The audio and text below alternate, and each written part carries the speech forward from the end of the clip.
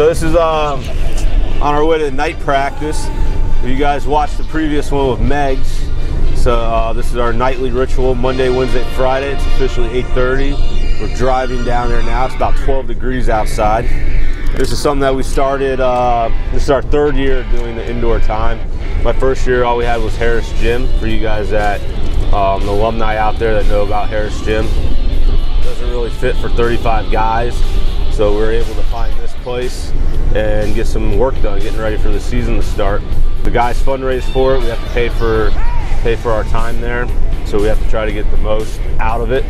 And I think overall, over the years, we've adjusted our practice schedules to where we do have a quick moving practice. Everybody gets enough reps in, pitchers get their work in, and it showed last year that we were better prepared when the season started in the end of February. This year's a little different because we are starting so much sooner, about 2 weeks sooner. We're actually going down to Florida, and we're playing February 13th against Nova Southeastern. That's going to be our first game. I think that's the earliest that Philly U baseball has started in the history of it.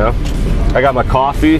That's a must for night practice. It goes out, team coffee, Bob File, that's your saying. So here we go. Team coffee, Wawa. You guys can sponsor us. We're always looking for money. But I tell the guys, you got to know where we came from to where we're at to where we're going. 19 wins was the second most in 10 years in the program's history. So the last 10 years, it's the second most win total. We also made the playoffs. It was the first time since 2008. Philadelphia University joined the CACC in 2005. So it was two times since then that we made the playoffs.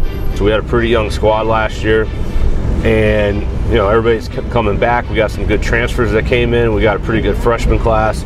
So it should be a pretty good year, at least on paper. We still have to play the games, and the guys kind of understand that. So part of the night practice, we got Monday, Wednesday, Friday. We go 9 to 10:30 at night, so it's a short time, and we get our work done. And then Tuesday, Thursday, we have a deck period here at Philadelphia University. It's from 12:30 to 2:30. So in that time period, in the past, we were able to use Penn Charter across the street. They have a turf lacrosse field, so we'd go out there and get our defensive work done. Well, with the snow and the bitter cold this year, we haven't been able to do that, so we actually drive back to the indoor place on Tuesday, Thursday as well, and get work done. Now this facility, which you probably saw a little bit of with Megs, it's not the greatest facility, but it works for us. I mean, other places in this area, other schools have bubbles that they can use. They also go to other indoor facilities that have, infields, regulation infields. So we're kind of more like a blue collar, get it done type of team. I know Chestnut Hill also uses this facility, so we're in the same kind of boat. But it's just all about preparation, getting as much as we can done in a short amount of time, and getting prepared to at least start the season off right. Now, once the season gets going, we're playing more, and we finally get on our field, then we get a little bit better. But this is the sacrifices we make on this. So this is van number 55. All right, this is my 4th year driving this van. This is the only van I drive, is number 55. And besides my first year where D-Fran was my shotgun partner, I got TJ Bergman, who's actually the video man. Show yourself, TJ. That's him. He's been riding shotgun. This is his 3rd year. And then right behind me, I don't know if he's here tonight, but it's usually Jordan Force, who is the worst navigational guy ever. But so those two guys have been with me. Like I tell him, we're just trying to enjoy the last couple months together, because that's it. 40 years goes by pretty quick. But TJ's been a rock. He's been a starter since he was a freshman, and he's my go-to guy along with the other 5 seniors, because they know where we've been. I mean, and think about it, winning 5 games. I don't know how many college programs in the country have experienced a 5-win season, and it's tough. It's tough mentally on players, and then trying to build it up. It's a process. So the next year we won 11, so that was a little bit better, but we had a lot of freshmen. And then last year we kind of broke it open and got 19. But Rob Spragus, TJ Bergman, Jordan Force, Rick Regner, and John Stepanski, aka Megs. They've been through all that. They've been through the bad uniforms, winning 5 games, getting your butt kicked by a lot of runs, and then finally now we're in a situation where we have enough depth, quality depth on the pitching staff and in the position player wise that we can make a run and hold our own against the PSAC teams, and besides just our conference teams. Yeah, so another part of the bringing the tradition and history back to Philly U, and also a cosmetic aspect, is the windscreen that we've been trying to get accomplished by fundraising through the alumni and some private supporters of the program. I always wanted a windscreen when I first got there. Now it's kind of taken ahead. We got some big time donors. We got alumni backing it, and it's going to be nice. It's going to have the All-Americans from Philly U on there, the Philadelphia University Hall of Fame members on there. It's going to have the guys that got drafted by the major leagues on there. So it's going to be a really nice piece for cosmetic purposes, and also just bring a little bit of that history and tradition back into Philly U. So that way, like I said before, people that come to these games understand that, hey, this guy came before. Oh, Ira Prince, All-American. Bob File, All-American. Those guys played here, and that's something that gets lost throughout the years, and we're trying to bring that back. So we do have the windscreen campaign going, and it's taking on some good support. We're almost to our goal, and that's something that I think is going to be a huge step in the right direction for this program, getting to where we want it to be. And I want to thank everybody who watched this. If they're supported it already, thanks. And if you're thinking about supporting it, hey, give me a call and I'll tell you all about it. Good. All right, well, we finally got here. It's 8:50, and we got about 10 minutes to really get it going. And but of course, there's people before us, so we have to wait for them to get off. But it should be a fun night. We got the pitchers throwing live the hitters, and the hitters are doing their hitting. Usually, what we have to deal with, we have soccer, so they got about a couple more minutes before it's our time to get on. Sometimes it's ultimate frisbee, but again, this is just stuff that we got to deal with, and I think they're getting off, so it's going to be about time to get it going. All right, we're getting ready to walk in here. Guys are all doing stuff. We got Hunter Greenwood. Getting big there, Treg's getting big. We got Rick Regner. He's another Fab Five. A lot of swag.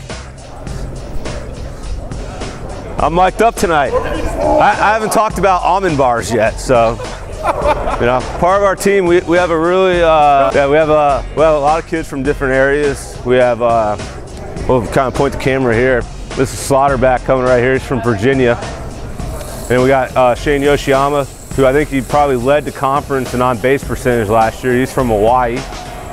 We got 2 kids from Texas, 3 kids from Florida, a handful of kids from Connecticut, and 1 kid from New York, and a couple New Jersey kids. Also, we got the local Philadelphia area. Rick Regner, Megs is from there, TJ Bergman. Force is from the outskirts of Philadelphia, and we got the 2 kids from Wilmington, Delaware area, which is the first for our program as well. So you can see right now our pitchers are getting it set up. They're going to start their warm up, get kind of loose. It is cold in here still, just not as bad as outside. So this is our nightly routine. So I'm going to go get them ready and enjoy the show.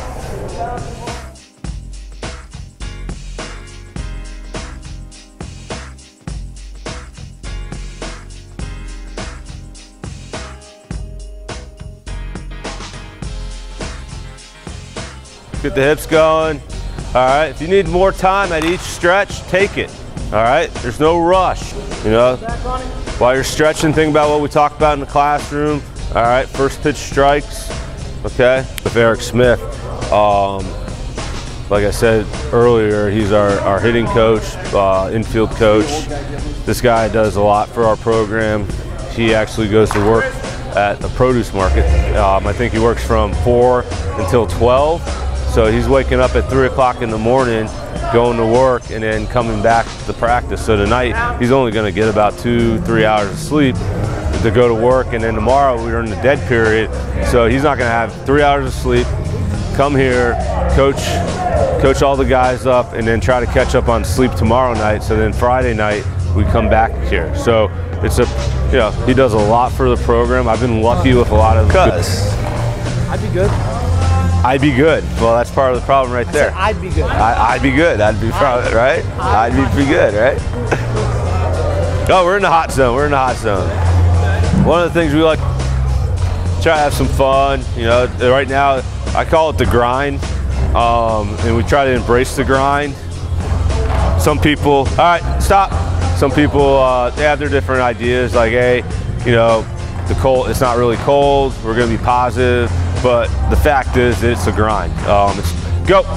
It's negative degree wind chill now, and then these guys are going to school all day, coming here, trying to get their best effort out at night, and then you're gonna get home, because we're gonna do a workout tonight as well when we get back to school. By the time they get home and lay down, all right, switch. It's gonna be about 12:30, 1 o'clock, and they gotta get up at 8 o'clock, go to class, and then we have a short turnaround for our practices. Go.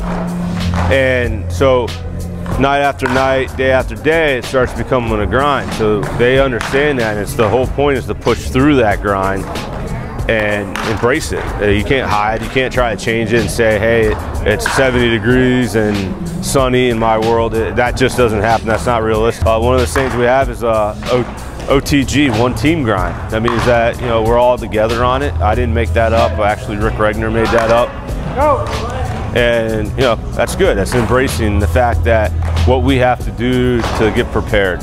It's not ideal, believe me. Nobody really wants to do this. Even if you are like in love with baseball and you want, that's all you want to do, it still gets to you after a while. And just case in point, we try to give the guys examples like Coach Smith again. He's doing the ultimate sacrifice spear. He doesn't get paid a lot.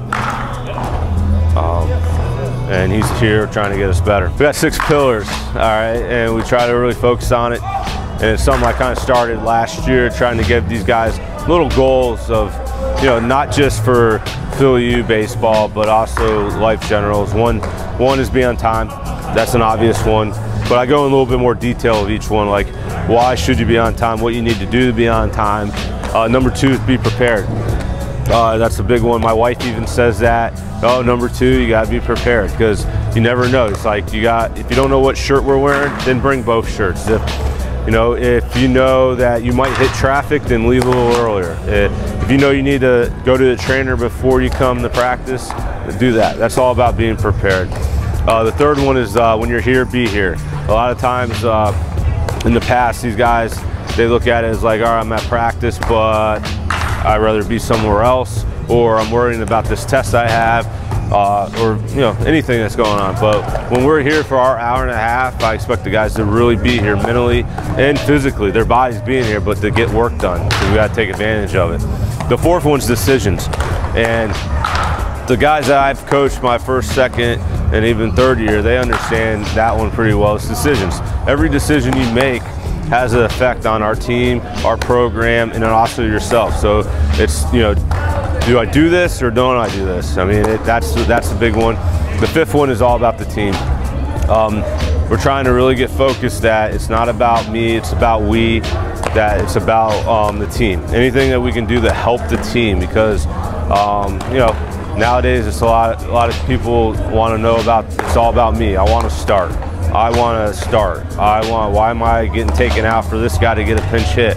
Vice versa. So we try to kill that right away and get it focused on the team, that everybody has an important role, and the whole concept is the end result is the W, and that's all that really matters. When people ask if you win or lose, when they ask you about your game, they ask if you win or lose. They don't ask, hey, did you get 4 hits? No, they ask, did you guys win? So that's what we're trying to get at. And then the 6th one is attention to detail. That's just doing the little things,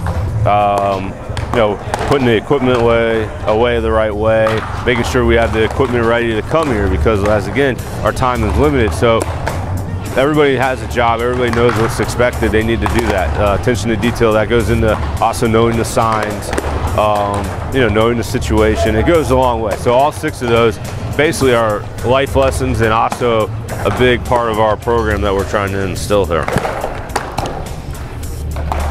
So, and as you can see now, turn the camera, this is basically our area for our pitchers to warm up in. Again, we're utilizing the whole space at the same time. We have the position players warming up, they're getting their throwing in. My first year, all we had was Harris Gym, and we couldn't use real baseballs in there, so we used Incrediballs. So the guys didn't throw a real baseball until we went down and played Georgia College and State. And so that was a good experience. That, you know, the pitchers, pitchers could only throw in the cage, so we had one pitcher going at a time. Here we're able to go 4 pitchers at a time and be able to throw long into the net. How's it feeling, Dean? How's it feeling? Fine or tight?